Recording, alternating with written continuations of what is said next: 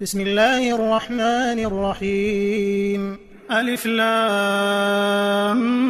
ميم. ذلك الكتاب لا ريب فيه هدى للمتقين الذين يؤمنون بالغيب ويقيمون الصلاة ومما رزقناهم ينفقون والذين يؤمنون بما أنزل إليك وما أنزل من قبلك وبالآخرة هم يوقنون أولئك على هدى من ربهم وأولئك هم المفلحون. إن الذين كفروا سواء عليهم أأنذرتهم أم لم تنذرهم لا يؤمنون ختم الله على قلوبهم وعلى سمعهم وعلى أبصارهم غشاوة ولهم عذاب عظيم. ومن الناس من يقول آمنا بالله وباليوم الآخر وما هم بمؤمنين يخادعون الله والذين آمنوا وما يخدعون إلا أنفسهم وما يشعرون في قلوبهم مرض فزادهم الله مرضا ولهم عذاب أليم بما كانوا يكذبون. وإذا قيل لهم لا تفسدوا في الأرض قالوا إنما نحن مصلحون ألا إنهم هم المفسدون ولكن لا يشعرون. وإذا قيل لهم آمنوا كما آمن الناس قالوا أنؤمن كما آمن السفهاء ألا إنهم هم السفهاء ولكن لا يعلمون. وإذا لقوا الذين آمنوا قالوا آمنا وإذا خلوا إلى شياطينهم قالوا إنا معكم إنما نحن مستهزئون الله يستهزئ بهم ويمدهم في طغيانهم يعمهون. أولئك الذين اشتروا الضلالة بالهدى فما ربحت تجارتهم وما كانوا مهتدين مثلهم كمثل الذي استوقد نارا فلما أضاءت ما حوله ذهب الله بنورهم وتركهم في ظلمات لا يبصرون صم بكم عمي فهم لا يرجعون. أو كصيب من السماء فيه ظلمات ورعد وبرق يجعلون أصابعهم في آذانهم من الصواعق حذر الموت والله محيط بالكافرين يكاد البرق يخطف أبصارهم كلما أضاء لهم مشوا فيه وإذا أظلم عليهم قاموا ولو شاء الله لذهب بسمعهم وأبصارهم إن الله على كل شيء قدير. يا أيها الناس اعبدوا ربكم الذي خلقكم والذين من قبلكم لعلكم تتقون الذي جعل لكم الأرض فراشا والسماء بناء وأنزل من السماء ماء فأخرج به من الثمرات رزقا لكم فلا تجعلوا لله أندادا وأنتم تعلمون. وإن كنتم في ريب مما نزلنا على عبدنا فأتوا بسورة من مثله وادعوا شهداءكم من دون الله إن كنتم صادقين فإن لم تفعلوا ولن تفعلوا فاتقوا النار التي وقودها الناس والحجارة أعدت للكافرين. وبشر الذين آمنوا وعملوا الصالحات أن لهم جنات تجري من تحتها الأنهار كلما رزقوا منها من ثمرة رزقا قالوا هذا الذي رزقنا من قبل وأتوا به متشابها ولهم فيها أزواج مطهرة وهم فيها خالدون. إن الله لا يستحيي أن يضرب مثلا ما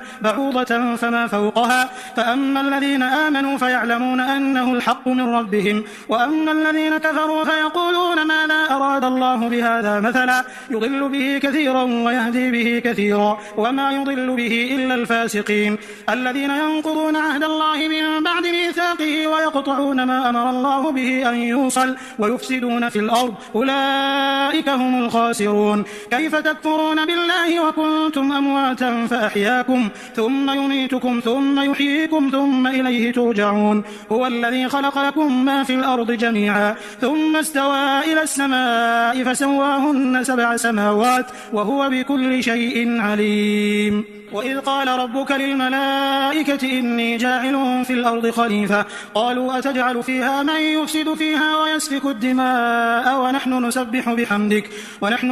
بحمدك ونقدس لك قال إني أعلم ما لا تعلمون. وعلم آدم الأسماء كلها ثم عرضهم على الملائكة فقال أنبئوني بأسماء هؤلاء إن كنتم صادقين قالوا سبحانك لا علم لنا إلا ما علمتنا إنك أنت العليم الحكيم. قال يا آدم أنبئهم بأسمائهم. فلما أنبأهم بأسمائهم قال ألم أقل لكم إني أعلم غيب السماوات والأرض وأعلم ما تبدون وما كنتم تكتمون. وإذ قلنا للملائكة اسجدوا لآدم فسجدوا إلا إبليس أبى واستكبر وكان من الكافرين. وقلنا يا آدم اسكن أنت وزوجك الجنة وكلا منها رغدا حيث شئتما ولا تقربا هذه الشجرة فتكونا من الظالمين. فأزلهما الشيطان عنها فأخرجهما مما كانا فيه وقلنا اهبطوا بعضكم لبعض عدو ولكم في الأرض مستقر ومتاع إلى حين. فتلقى آدم من ربه كلمات فتاب عليه إنه هو التواب الرحيم. قلنا اهبطوا منها جميعا فإما يأتينكم مني هدى فمن تبع هداي فلا خوف عليهم ولا هم يحزنون. والذين كفروا وكذبوا بآياتنا أولئك أصحاب النار هم فيها خالدون. يا بني إسرائيل اذكروا نعمتي التي أنعمت عليكم وأوفوا بعهدي أوف بعهدكم وإياي فارهبون. وآمنوا بما أنزلت مصدقا لما معكم ولا تكونوا أول كافر به ولا تشتروا بآياتي ثمنا قليلا وإياي فاتقون. ولا تلبسوا الحق بالباطل وتكتموا الحق وأنتم تعلمون. وأقيموا الصلاة وآتوا الزكاة واركعوا مع الراكعين. أتأمرون الناس بالبر وتنسون أنفسكم وأنتم تتلون الكتاب أفلا تعقلون. واستعينوا بالصبر والصلاة وإنها لكبيرة إلا على الخاشعين الذين يظنون أنهم ملاقو ربهم وأنهم إليه راجعون. يا بني إسرائيل اذكروا نعمتي التي أنعمت عليكم وأني فضلتكم على العالمين. واتقوا يوما لا تجزي نفس عن نفس شيئا ولا يقبل منها شفاعة ولا يؤخذ منها عدل ولا هم ينصرون. وإذ نجيناكم من آل فرعون يسومونكم سوء العذاب يذبحون أبناءكم ويستحيون نساءكم وفي ذلكم بلاء من ربكم عظيم. وإذ فرقنا بكم البحر فأنجيناكم وأغرقنا آل فرعون وأنتم تنظرون. وإذ واعدنا موسى 40 ليلة ثم اتخذتم العجل من بعده وأنتم ظالمون ثم عفونا عنكم من بعد ذلك لعلكم تشكرون. وإذ آتينا موسى الكتاب والفرقان لعلكم تهتدون. وإذ قال موسى لقومه يا قوم إنكم ظلمتم أنفسكم باتخاذكم العجل فتوبوا إلى بارئكم فاقتلوا أنفسكم ذلكم خير لكم عند بارئكم فتاب عليكم إنه هو التواب الرحيم. وإذ قلتم يا موسى لن نؤمن لك حتى نرى الله جهرة فأخذتكم الصاعقة وأنتم تنظرون ثم بعثناكم من بعد موتكم لعلكم تشكرون. وظللنا عليكم الغمام وأنزلنا عليكم المن والسلوى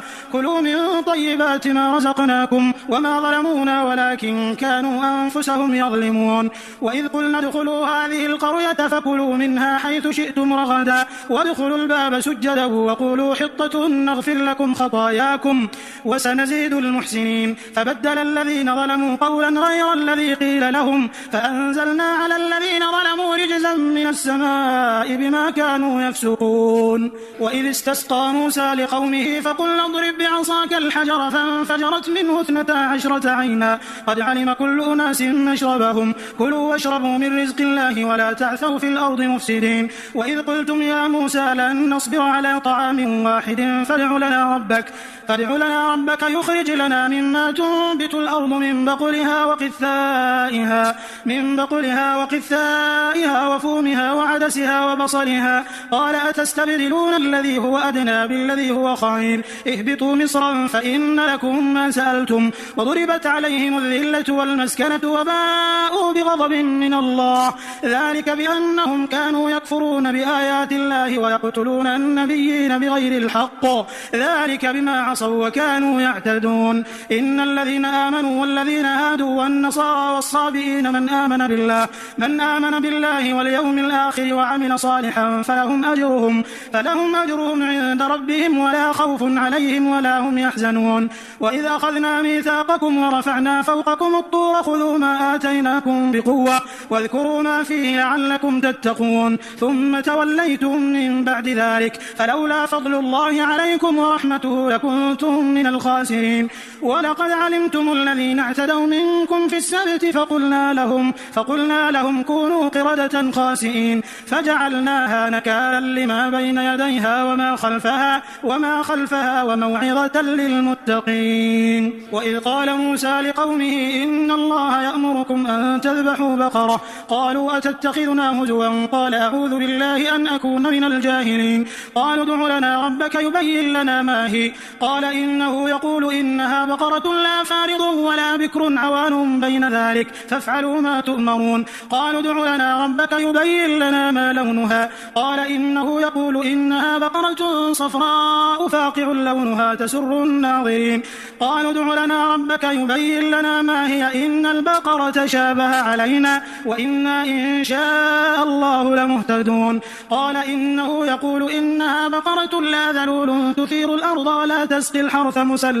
مسلمة لا شية فيها. قالوا الآن جئت بالحق فذبحوها وما كادوا يفعلون. وإذ قتلتم نفسا فادارأتم فيها والله مخرج ما كنتم تكتمون. فقلنا اضربوه ببعضها كذلك يحيي الله الموتى ويريكم آياته لعلكم تعقلون. ثم قست قلوبكم من بعد ذلك فهي كالحجارة أو أشد قسوة وإن من الحجارة لما يتفجر منه الأنهار وإن منها لما يشقق فيخرج منه الماء وإن منها لما يهبط من خشية الله وما الله بغافل عما تعملون. أفتطمعون أن يؤمنوا لكم وقد كان فريق منهم يسمعون كلام الله ثم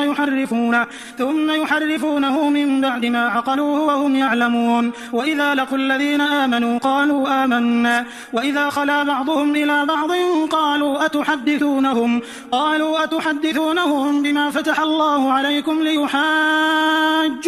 به عند ربكم أفلا تعقلون. أولا يعلمون أن الله يعلم ما يسرون وما يعلنون. ومنهم أميون لا يعلمون الكتاب إلا أماني وإن هم إلا يظنون. فويل للذين يكتبون الكتاب بأيديهم ثم يقولون هذا من عند الله ليشتروا به ثمنا قليلا فويل لهم مما كتبت أيديهم وويل لهم مما يكسبون. وقالوا لن تمسنا النار إلا أياما معدودة قل أتخذتم عند الله عهدا فلن يخلف الله عهده أم تقولون على الله ما لا تعلمون. بلى من كسب سيئة وأحاطت به خطيئته فأولئك أصحاب النار هم فيها خالدون. والذين آمنوا وعملوا الصالحات أولئك أصحاب الجنة هم فيها خالدون. وإذ أخذنا ميثاق بني إسرائيل لا تعبدون إلا الله وبالوالدين إحسانا وذي القربى واليتامى والمساكين وقولوا للناس حسنا وأقيموا الصلاة وآتوا الزكاة ثم توليتم إلا قليلا منكم وأنتم معرضون. وإذ أخذنا ميثاقكم لا تسفكون دماءكم ولا تخرجون أنفسكم من دياركم ثم أقررتم وأنتم تشهدون ثم أنتم هؤلاء تقتلون أنفسكم وتخرجون فريقا منكم من ديارهم تظاهرون عليهم بالإثم والعدوان وإن يأتوكم أسارى تفادوهم وهو محرم عليكم إخراجهم أفتؤمنون ببعض الكتاب وتكفرون ببعض فما جزاء من يفعل ذلك منكم إلا خزي في الحياة الدنيا ويوم القيامة يردون إلى أشد العذاب وما الله بغافل عما تعملون. أولئك الذين اشتروا الحياة الدنيا بالآخرة فلا يخفف عنهم العذاب ولا هم ينصرون. ولقد آتينا موسى الكتاب وقفينا من بعده بالرسل وآتينا عيسى ابن مريم البينات وأيدناه بروح القدس أفكلما جاءكم رسول بما لا تهوى أنفسكم استكبرتم ففريقا كذبتم وفريقا تقتلون وقالوا قلوبنا غلف بل لعنهم الله بكفرهم فقليلا ما يؤمنون ولما جاءهم كتاب من عند الله مصدق لما معهم وكانوا من قبل يستفتحون على الذين كفروا فلما جاءهم ما عرفوا كفروا به فلعنة الله على الكافرين بئس ما اشتروا به أنفسهم أن يكفروا بما أنزل الله بغيا أن ينزل الله من فضله على من يشاء من عباده فباءوا بغضب على غضب وللكافرين عذاب مهين وإذا قيل لهم آمنوا بما أنزل الله قالوا نؤمن بما أنزل علينا ويكفرون بما وراءه وهو الحق مصدقا لما معهم قل فلم تقتلون أنبياء الله من قبل إن كنتم مؤمنين ولقد جاءكم موسى بالبينات ثم اتخذتم العجل من بعده وأنتم ظالمون وإذ أخذنا ميثاقكم ورفعنا فوقكم الطور خذوا ما آتيناكم بقوة واسمعوا قالوا سمعنا وعصينا وأشربوا في قلوبهم العجل بكفرهم قل بئس ما يأمركم به إيمانكم إن كنتم مؤمنين قل إن كانت لكم الدار الآخرة عند الله خالصة من دون الناس فتمنوا الموت إن كنتم صادقين ولن يتمنوه أبدا بما قدمت أيديهم والله عليم بالظالمين ولتجدنهم أحرص الناس على حياة ومن الذين أشركوا يود أحدهم لو يعمر 1000 سنة وما هو بمزحزحه من العذاب أن يعمر والله بصير بما يعملون قل من كان عدوا لجبريل فإنه نزله على قلبك بإذن الله مصدقا لما بين يديه وهدى وبشرى للمؤمنين من كان عدوا لله وملائكته ورسله وجبريل وميكال فإن الله عدو للكافرين ولقد أنزلنا إليك آيات بينات وما يكفر بها إلا الفاسقون أو كلما عاهدوا عهدا نبذه فريق منهم بل أكثرهم لا يؤمنون فلما جاءهم رسول من عند الله مصدق لما معهم نبذ فريق من الذين أوتوا الكتاب كتاب الله وراء ظهورهم كأنهم لا يعلمون واتبعوا ما تتلو الشياطين على ملك سليمان وما كفر سليمان ولكن الشياطين كفروا يعلمون الناس السحر وما أنزل على الملكين ببابل هاروت وماروت وما يعلمان من أحد حتى يقولا إنما نحن فتنة فلا تكفر فيتعلمون منهما ما يفرقون به بين المرء وزوجه وما هم بضارين به من أحد إلا بإذن الله ويتعلمون ما يضرهم ولا ينفعهم ولقد علموا لمن اشتراه ما له في الآخرة من خلاق ولبئس ما شروا به أنفسهم لو كانوا يعلمون ولو أنهم آمنوا واتقوا لمثوبة من عند الله خير لو كانوا يعلمون يا أيها الذين آمنوا لا تقولوا راعنا وقولوا انظرنا واسمعوا وللكافرين عذاب أليم ما يود الذين كفروا من أهل الكتاب ولا المشركين أن ينزل عليكم من خير من ربكم والله يختص برحمته من يشاء والله ذو الفضل العظيم ما ننسخ من آية أو ننسها نأتي بخير منها أو مثلها ألم تعلم أن الله على كل شيء قدير ألم تعلم أن الله له ملك السماوات والأرض وما لكم من دون الله من ولي ولا نصير أم تريدون أن تسألوا رسولكم كما سئل موسى من قبل ومن يتبدل الكفر بالإيمان فقد ضل سواء السبيل ود كثير من أهل الكتاب لو يردونكم من بعد إيمانكم كفارا حسدا من عند أنفسهم من بعد ما تبين لهم الحق فاعفوا واصفحوا حتى يأتي الله بأمره إن الله على كل شيء قدير وأقيموا الصلاة وآتوا الزكاة وما تقدموا لأنفسكم من خير تجدوه عند الله إن الله بما تعملون بصير وقالوا لن يدخل الجنة إلا من كان هودا أو نصارى تلك أمانيهم قل هاتوا برهانكم إن كنتم صادقين بلى من أسلم وجهه لله وهو محسن فله أجره عند ربه ولا خوف عليهم ولا هم يحزنون. وقالت اليهود ليست النصارى على شيء وقالت النصارى ليست اليهود على شيء وهم يتلون الكتاب كذلك قال الذين لا يعلمون مثل قولهم فالله يحكم بينهم يوم القيامة فيما كانوا فيه يختلفون. ومن أظلم ممن منع مساجد الله أن يذكر فيها اسمه وسعى في خرابها أولئك ما كان لهم أن يدخلوها إلا خائفين لهم في الدنيا خزي ولهم في الآخرة عذاب عظيم ولله المشرق والمغرب فأينما تولوا فثم وجه الله إن الله واسع عليم. وقالوا اتخذ الله ولدا سبحانه بل له ما في السماوات والأرض كل له قانتون بديع السماوات والأرض وإذا قضى أمرا فإنما يقول له كن فيكون. وقال الذين لا يعلمون لولا يكلمنا الله أو تأتينا آية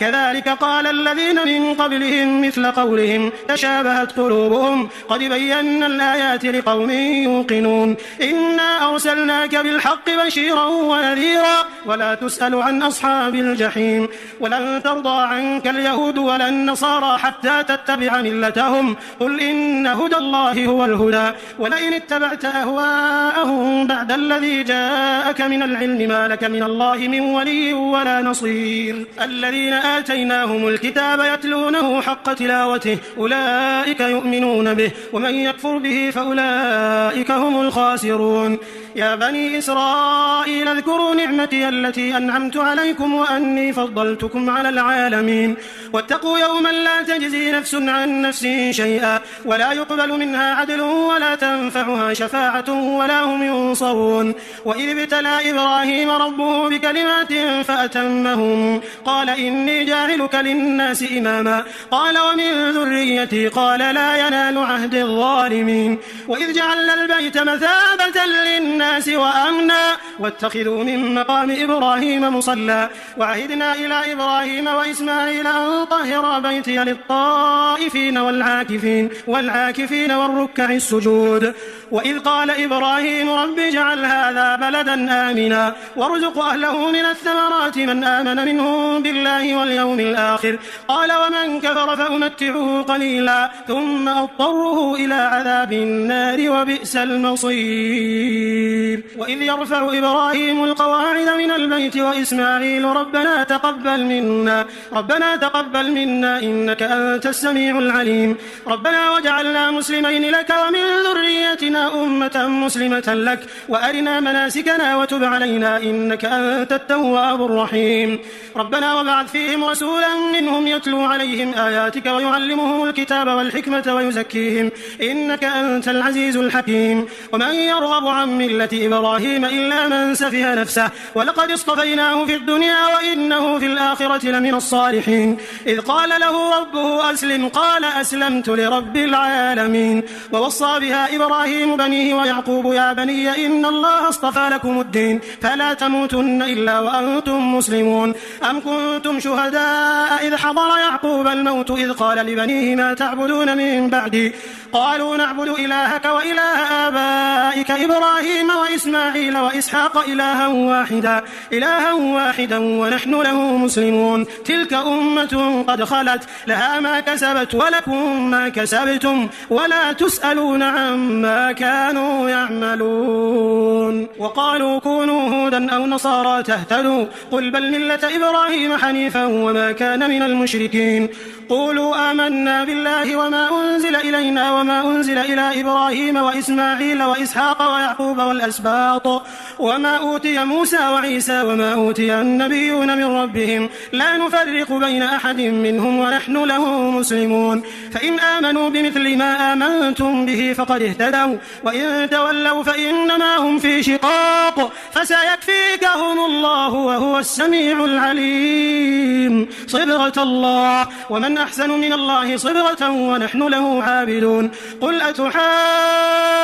أتحاجوننا في الله وهو ربنا وربكم ولنا أعمالنا ولكم أعمالكم ونحن له مخلصون أم تقولون إن إبراهيم وإسماعيل وإسحاق ويعقوب والأسباط كانوا هودا أو نصارى قل أأنتم أعلم أم الله ومن أظلم ممن كتم شهادة عنده من الله وما الله بغافل عما تعملون تلك أمة قد خلت لها ما كسبت ولكم ما كسبتم ولا تسألون عما كانوا يعملون سيقول السفهاء من الناس ما ولاهم عن قبلتهم التي كانوا عليها قل لله المشرق والمغرب يهدي من يشاء إلى صراط مستقيم وكذلك جعلناكم أمة وسطا لتكونوا شهداء على الناس ويكون الرسول عليكم شهيدا وما جعلنا القبلة التي كنت عليها إلا لنعلم من يتبع الرسول ممن ينقلب على عقبيه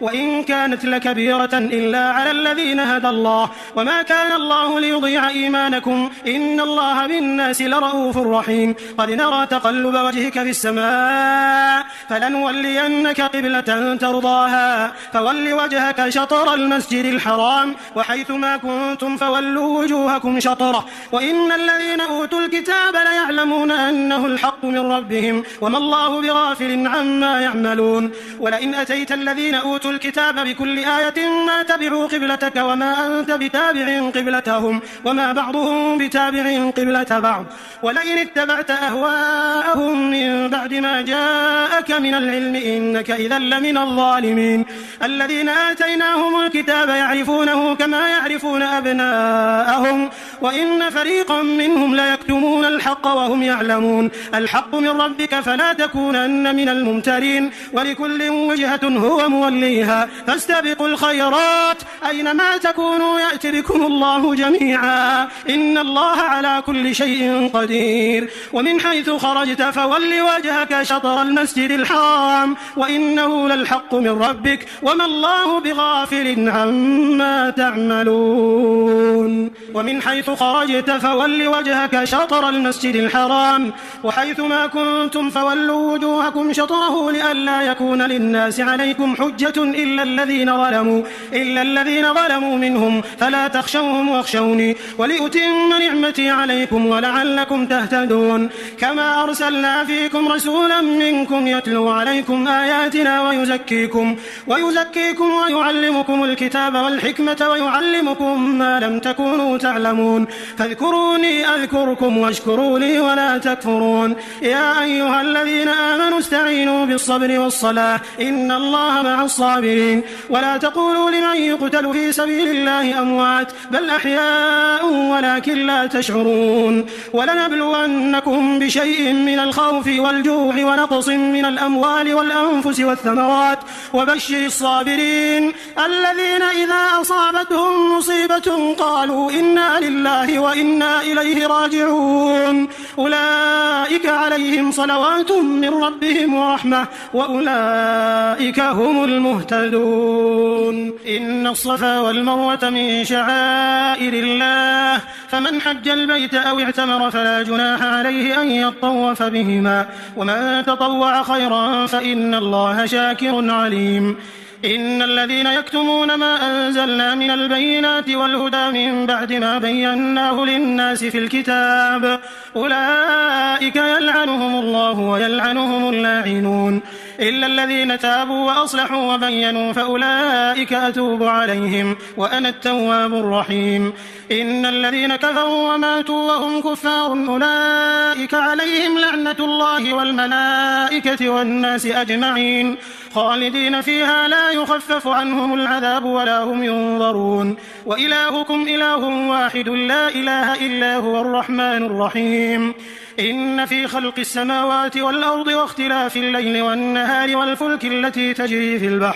والفلك التي تجري في البحر بما ينفع الناس وما أنزل الله من السماء من ماء فأحيا به الأرض بعد موتها وبث فيها من كل دابة وتصريف الرياح والسحاب المسخر بين السماء والأرض لآيات لقوم يعقلون ومن الناس من يتخذ من دون الله أندادا يحبونهم كحب الله والذين آمنوا أشد حبا لله ولو يرى الذين ظلموا إذ يرون العذاب أن القوة لله جميعا وأن الله شديد العذاب إذ تبرأ الذين اتبعوا من الذين اتبعوا ورأوا العذاب وتقطعت بهم الأسباب وقال الذين اتبعوا لو أن لنا كرة فنتبرأ منهم كما تبرأوا منا كذلك يريهم الله أعمالهم حسرات عليهم وما هم بخارجين من النار يا أيها الناس كلوا مما في الأرض حلالا طيبا ولا تتبعوا خطوات الشيطان إنه لكم عدو مبين إنما يأمركم بالسوء والفحشاء وأن تقولوا على الله ما لا تعلمون وإذا قيل لهم اتبعوا ما أنزل الله قالوا بل نتبع ما ألفينا عليه آباءنا أولو كان آباؤهم لا يعقلون شيئا ولا يهتدون ومثل الذين كفروا كمثل الذي ينعق بما لا يسمع إلا دعاء ونداء صم بكم عمي فهم لا يعقلون يا أيها الذين آمنوا كلوا من طيبات ما رزقناكم واشكروا لله إن كنتم إياه تعبدون إنما حرم عليكم الميتة والدم ولحم الخنزير وما أهل به لغير الله فمن اضطر غير باغ ولا عاد فلا إثم عليه إن الله غفور رحيم إن الذين يكتمون ما أنزل الله من الكتاب ويشترون به ثمنا قليلا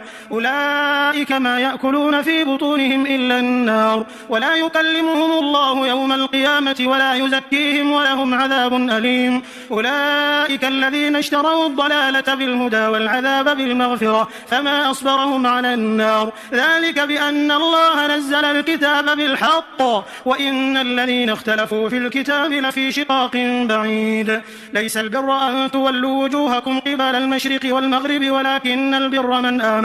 ولكن البر من آمن بالله واليوم الآخر والملائكة والكتاب والنبيين وآتى المال على حبه ذوي القربى واليتامى والمساكين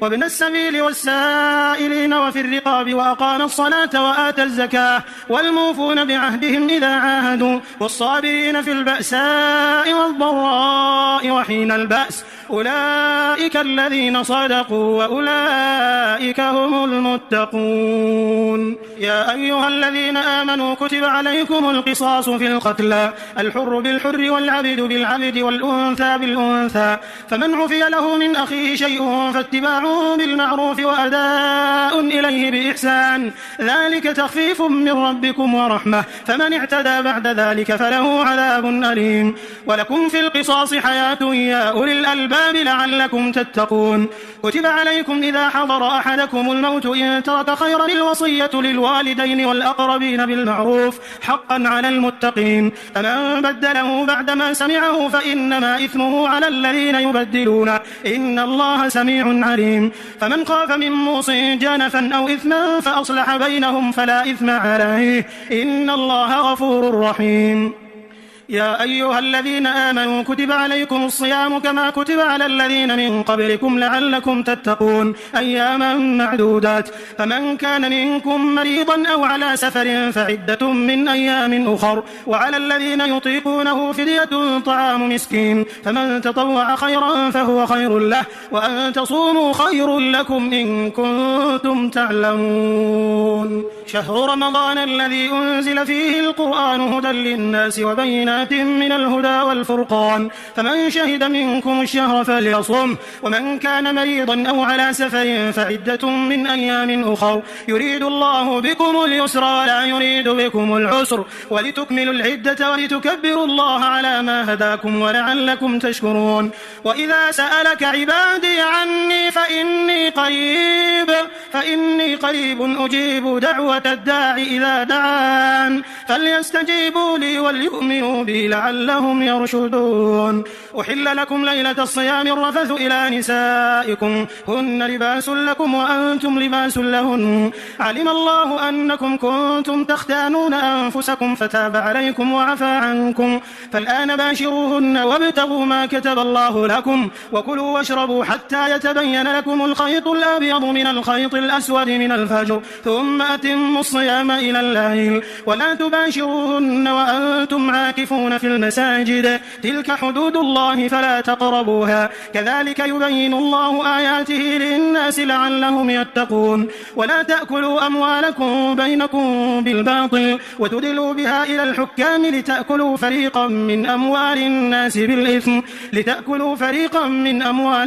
بالإثم وأنتم تعلمون. يسألونك عن الأهلة قل هي مواقيت للناس والحج وليس البر بأن تأتوا البيوت من ظهورها ولكن البر من اتقى وأتوا البيوت من أبوابها واتقوا الله لعلكم تفلحون. وقاتلوا في سبيل الله الذين يقاتلونكم ولا تعتدوا إن الله لا يحب المعتدين. وقتلوهم حيث ثقفتموهم وأخرجوهم من حيث أخرجوكم والفتنة أشد من القتل ولا تقاتلوهم عند المسجد الحرام حتى يقاتلوكم فيه فإن قاتلوكم فاقتلوهم كذلك جزاء الكافرين فإن انتهوا فإن الله غفور رحيم. وقاتلوهم حتى لا تكون فتنة ويكون الدين لله فإن انتهوا فلا عدوان إلا على الظالمين. الشهر الحرام بالشهر الحرام والحرمات قصاص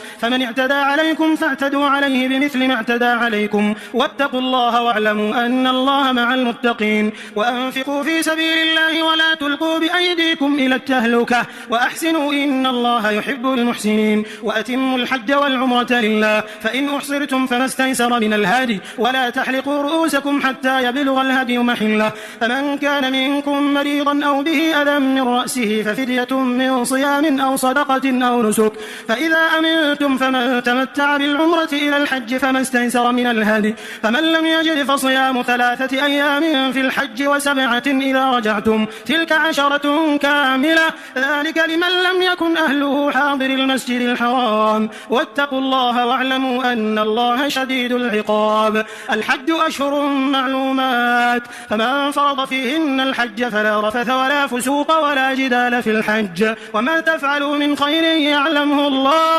وتزودوا فإن خير الزاد التقوى واتقون يا أولي الألباب. ليس عليكم جناح أن تبتغوا فضلا من ربكم فإذا أفضتم من عرفات فاذكروا الله عند المشعر الحرام واذكروه كما هداكم وإن كنتم من قبله لمن الضالين.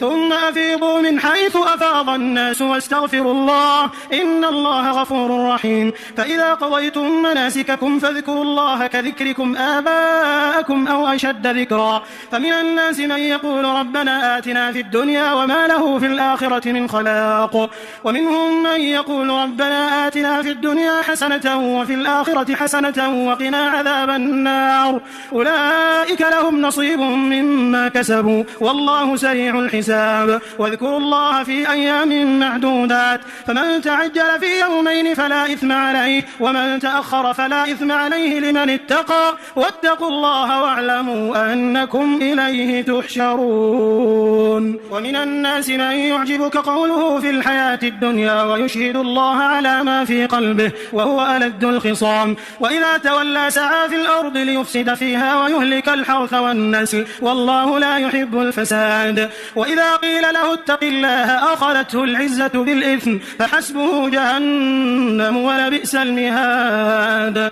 ومن الناس من يشري نفسه ابتغاء مرضات الله والله رؤوف بالعباد. يا أيها الذين آمنوا ادخلوا في السلم كافة كافة ولا تتبعوا خطوات الشيطان إنه لكم عدو مبين فإن زللتم من بعد ما جاءتكم البينات فاعلموا أن الله عزيز حكيم هل ينظرون إلا أن يأتيهم الله في ظلل من الغمام والملائكة وقضي الأمر وإلى الله ترجع الأمور سل بني إسرائيل كم آتيناهم من آية بينة ومن يبدل نعمة الله من بعد ما جاءته فإن الله شديد العقاب زين للذين كفروا الحياة الدنيا ويسخرون من الذين آمنوا والذين اتقوا فوقهم يوم القيامة والله يرزق من يشاء بغير حساب كان الناس أمة واحدة فبعث الله النبيين مبشرين ومنذرين وأنزل معهم الكتاب بالحق ليحكم بين الناس فيما اختلفوا فيه وما اختلف فيه إلا الذين أوتوه من بعد ما جاءتهم البينات بغيا بينهم فهدى الله الذين آمنوا لما اختلفوا فيه من الحق بإذنه والله يهدي من يشاء إلى صراط مستقيم أم حسبتم أن تدخلوا الجنة ولما يأتكم مثل الذين خلوا من قبلكم مستهم البأساء والضراء وزلزلوا حتى يقول الرسول والذين آمنوا معه متى نصر الله ألا إن نصر الله قريب يسألونك ماذا ينفقون قل ما أنفقتم من خير فللوالدين والأقربين واليتامى والمساكين وابن السبيل وما تفعلوا من خير فإن الله به عليم كتب عليكم القتال وهو كره لكم وعسى أن تكرهوا شيئا وهو خير لكم وعسى أن تحبوا شيئا وهو شر لكم والله يعلم وأنتم لا تعلمون يسألونك عن الشهر الحرام قتال فيه قل قتال فيه كبير وصد عن سبيل الله وكفر به والمسجد الحرام وإخراج أهله منه أكبر عند الله والفتنة أكبر من القتل ولا يزالون يقاتلونكم حتى يردوكم عن دينكم إن استطاعوا ومن يرتد منكم عن دينه فيمت وهو كافر فأولئك حبطت أعمالهم في الدنيا والآخرة وأولئك أصحاب النار هم فيها خالدون إن الذين آمنوا والذين هاجروا وجاهدوا في سبيل الله أولئك يرجون رحمة الله والله غفور رحيم يسألونك عن الخمر والميسر قل فيهما إثم كبير ومنافع للناس وإثمهما أكبر من نفعهما ويسألونك ماذا ينفقون قل العفو كذلك يبين الله لكم الآيات لعلكم تتفكرون في الدنيا والآخرة ويسألونك عن اليتامى قل إصلاح لهم خير وإن تخالطوهم فإخوانكم والله يعلم المفسد من المصلح ولو شاء الله لأعنتكم إن الله عزيز حكيم ولا تنكحوا المشركات حتى يؤمنوا ولأمة مؤمنة خير من مشركة ولو أعجبتكم ولا تنكحوا المشركين حتى يؤمنوا ولعبد مؤمن خير من مشرك ولو أعجبكم أولئك يدعون إلى النار والله يدعو إلى الجنة والمغفرة بإذنه ويبين آياته للناس لعلهم يتذكرون ويسألونك عن المحيض قل هو أذى فاعتزلوا النساء في المحيض ولا تقربوهن حتى يطهرن فإذا تطهرن فأتوهن من حيث أمركم الله إن الله يحب التوابين ويحب المتطهرين نساؤكم حرث لكم فأتوا حرثكم أنى شئتم وقدموا لأنفسكم واتقوا الله واعلموا أنكم ملاقوه وبشر المؤمنين ولا تجعلوا الله عرضة لأيمانكم أن تبروا وتتقوا وتصلحوا بين الناس والله سميع عليم لا يؤاخذكم الله باللغو في أيمانكم ولكن يؤاخذكم بما كسبت قلوبكم والله غفور حليم للذين يؤلون من نسائهم تربص 4 أشهر فإن فاءوا فإن الله غفور رحيم وإن عزموا الطلاق فإن الله سميع سميع عليم. والمطلقات يتربصن بأنفسهن 3 قروء ولا يحل لهن أن يكتمن ما خلق الله في أرحامهن إن كن يؤمن بالله واليوم الآخر وبعولتهن أحق بردهن في ذلك إن أرادوا إصلاحا ولهن مثل الذي عليهن بالمعروف وللرجال عليهن درجة والله عزيز حكيم. الطلاق مرتان فإمساك بمعروف أو تسريح بإحسان ولا يحل لكم أن تأخذوا مما آتيتموهن شيئا إلا أن يخافا ألا يقيما حدود الله فإن خفتم ألا يقيما حدود الله فلا جناح عليهما فيما افتدت به تلك حدود الله فلا تعتدوها ومن يتعد حدود الله فأولئك هم الظالمون. فإن طلقها فلا تحل له من بعد حتى تنكح زوجا غيره فإن طلقها فلا جناح عليهما أن يتراجعا إن ظنا أن يقيما حدود الله وتلك حدود الله يبينها لقوم يعلمون. وإذا طلقتم النساء فبلغن أجلهن فأمسكوهن بمعروف أو سرحوهن بمعروف ولا تمسكوهن ضرارا لتعتدوا ومن يفعل ذلك فقد ظلم نفسه. ولا تتخذوا آيات الله هزوا واذكروا نعمة الله عليكم وما أنزل عليكم من الكتاب والحكمة يعظكم به واتقوا الله واعلموا أن الله بكل شيء عليم. وإذا طلقتم النساء فبلغن أجلهن فلا تعضلوهن أن ينكحن أزواجهن إذا تراضوا بينهم بالمعروف ذلك يوعظ به من كان منكم يؤمن بالله واليوم الآخر ذلكم أزكى لكم وأطهر والله يعلم وأنتم لا تعلمون. والوالدات يرضعن أولادهن حولين كاملين لمن أراد أن يتم الرضاعة وعلى المولود له رزقهن وكسوتهن بالمعروف لا تكلف نفس إلا وسعها لا تضار والدة بولدها ولا مولود له بولده وعلى الوارث مثل ذلك فإن أرادا فصالا عن تراض منهما وتشاور فلا جناح عليهما. وإن أردتم أن تسترضعوا أولادكم فلا جناح عليكم إذا سلمتم ما آتيتم بالمعروف واتقوا الله واعلموا أن الله بما تعملون بصير. والذين يتوفون منكم ويذرون أزواجا يتربصن بأنفسهن 4 أشهر وعشرا فإذا بلغن أجلهن فلا جناح عليكم فيما فعلن في أنفسهن بالمعروف والله بما تعملون خبير. ولا جناح عليكم فيما عرضتم به من خطبة النساء أو أكننتم في أنفسكم علم الله أنكم ستذكرونهن ولكن لا تواعدوهن سرا إلا أن تقولوا قولا معروفا ولا تعزموا عقدة النكاح حتى يبلغ الكتاب أجله واعلموا أن الله يعلم ما في أنفسكم فاحذروه واعلموا أن الله غفور حليم. لا جناح عليكم إن طلقتم النساء ما لم تمسوهن أو تفرضوا لهن فريضة ومتعوهن على الموسع قدره وعلى المقتر قدره متاعا بالمعروف حقا على المحسنين. وإن طلقتموهن من قبل أن تمسوهن وقد فرضتم لهن فريضة فنصف ما فرضتم إلا أن يعفون أو يعفو الذي بيده عقدة النكاح وأن تعفوا أقرب للتقوى ولا تنسوا الفضل بينكم إن الله بما تعملون بصير. حافظوا على الصلوات والصلاة الوسطى وقوموا لله قانتين فإن خفتم فرجالا أو ركبانا فإذا أمنتم فاذكروا الله كما علمكم ما لم تكونوا تعلمون. والذين يتوفون منكم ويذرون أزواجا وصية لأزواجهم متاعا إلى الحول غير إخراج فإن خرجن فلا جناح عليكم فيما فعلن في أنفسهن من معروف والله عزيز حكيم. وللمطلقات متاع بالمعروف حقا على المتقين كذلك يبين الله لكم آياته لعلكم تعقلون. ألم تر إلى الذين خرجوا من ديارهم وهم ألوف حذر الموت فقال لهم الله موتوا ثم أحياهم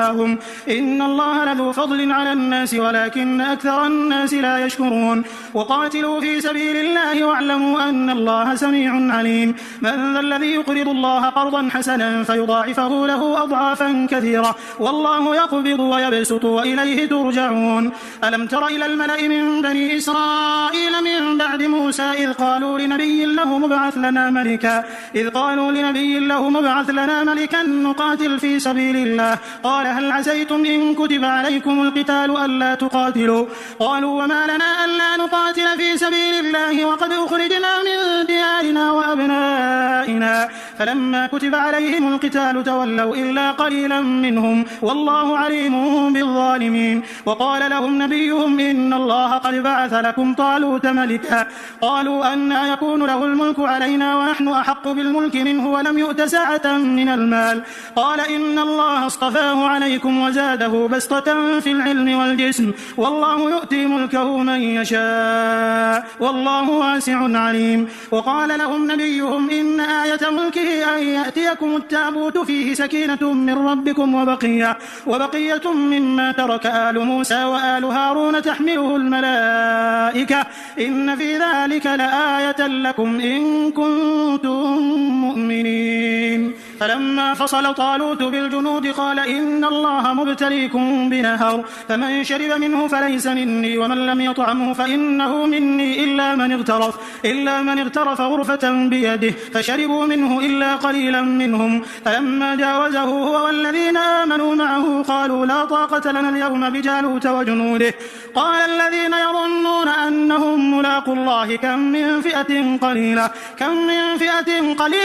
غلبت فئة كثيرة بإذن الله والله مع الصابرين ولما برزوا لجالوت وجنوده قالوا ربنا أفرغ علينا صبرا وثبت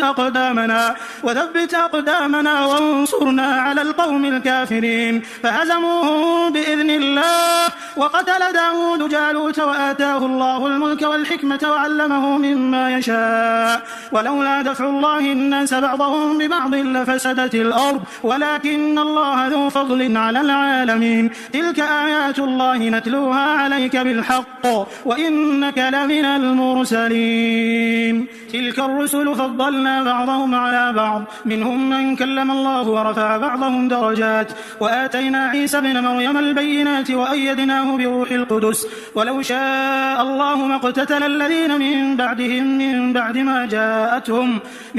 ما جاءتهم البينات ولكن اختلفوا فمنهم من آمن ومنهم من كفر ولو شاء الله ما اقتتلوا ولكن الله يفعل ما يريد يا أيها الذين آمنوا أنفقوا مما رزقناكم من قبل أن يأتي يوم لا بيع فيه ولا خلة ولا شفاعة والكافرون هم الظالمون الله لا إله إلا هو الحي القيوم لا تأخذه سنة ولا نوم له ما في السماوات وما في الأرض من ذا الذي يشفع عنده إلا بإذنه يعلم ما بين أيديهم وما خلفهم ولا يحيطون بشيء من علمه إلا بما شاء وسع كرسيه السماوات والأرض ولا يؤوده حفظهما وهو العلي العظيم لا إكراه في الدين قد تبين الرشد من الغي فمن يكفر بالطاغوت ويؤمن بالله فقد استمسك بالعروة الوثقى لا انفصام لها والله سميع عليم الله ولي الذين آمنوا يخرجهم من الظلمات إلى النور والذين كفروا أولياؤهم الطاغوت يخرجونهم من النور إلى الظلمات أولئك أصحاب النار هم فيها خالدون ألم تر إلى الذي حاج إبراهيم في ربه أن آتاه الله الملك إذ قال إبراهيم ربي الذي يحيي ويميت قال أنا أحيي وأميت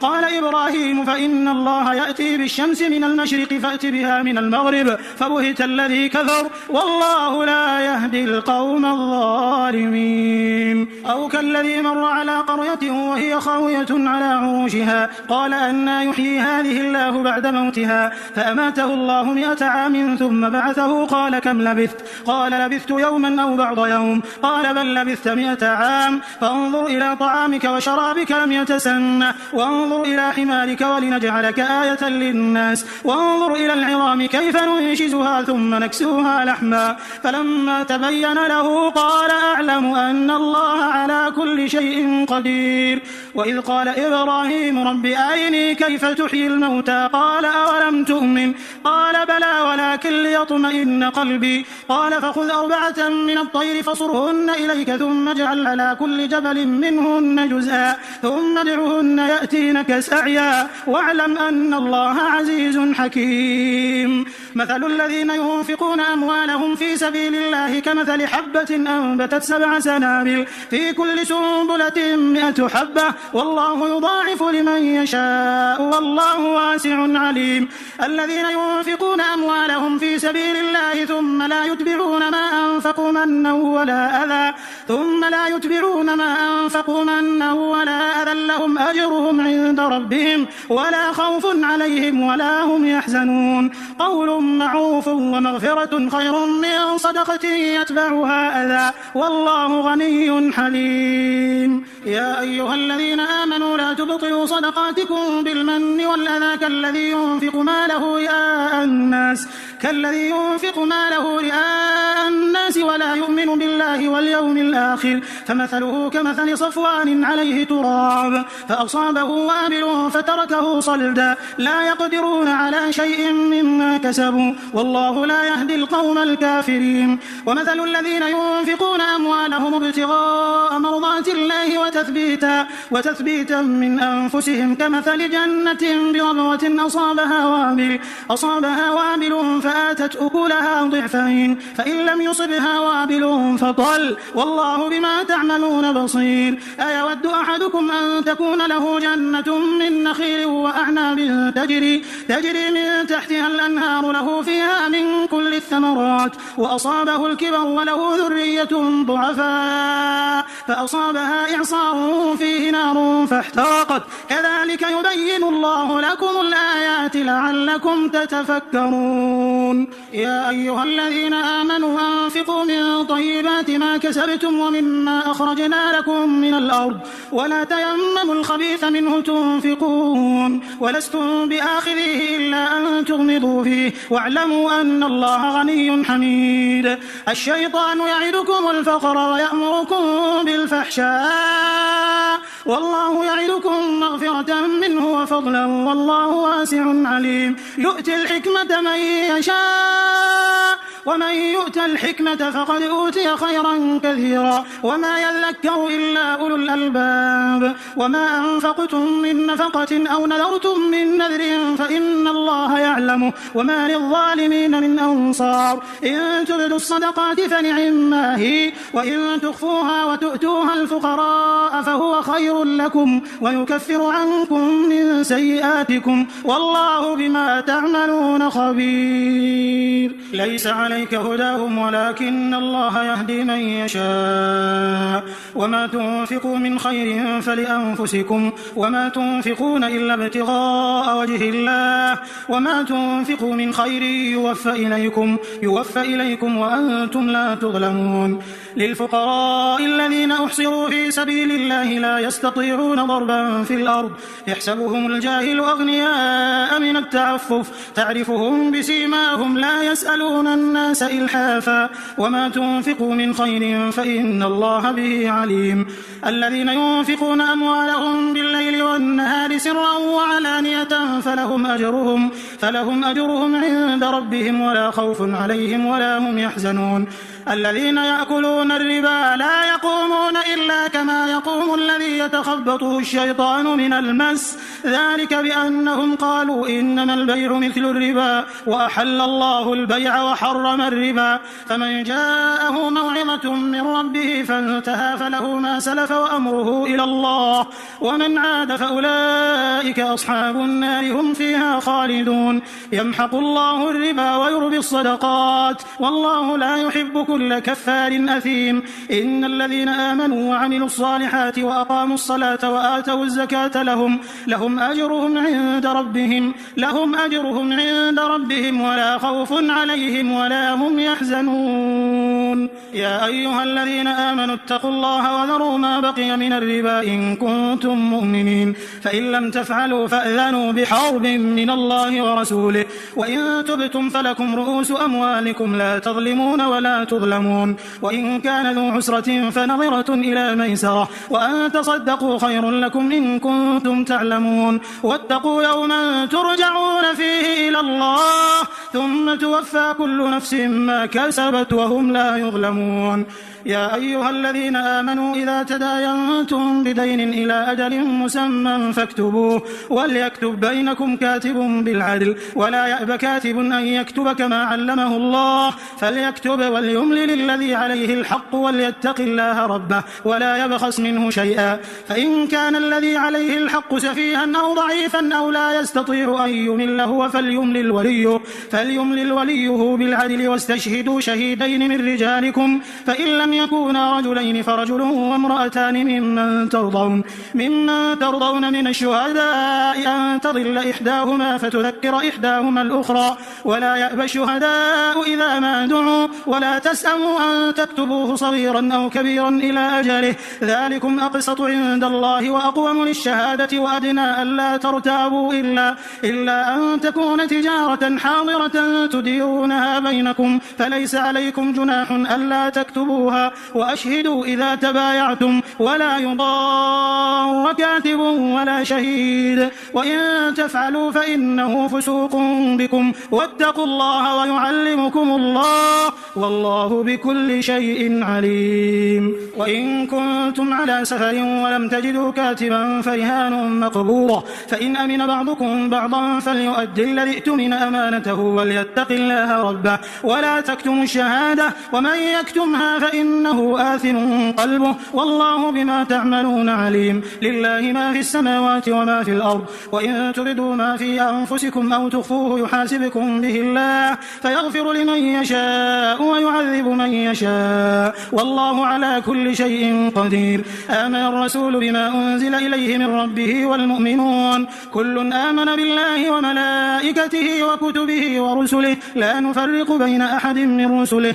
وقالوا سمعنا وأطعنا غفرانك ربنا وإليك المصير. لا يكلف الله نفسا إلا وسعها لها ما كسبت وعليها ما اكتسبت، ربنا لا تؤاخذنا إن نسينا أو أخطأنا، ربنا ولا تحمل علينا إصرا كما حملته على الذين من قبلنا، ربنا ولا تحملنا ما لا طاقة لنا به، واعف عنا واغفر لنا وارحمنا، أنت مولانا فانصرنا على القوم الكافرين.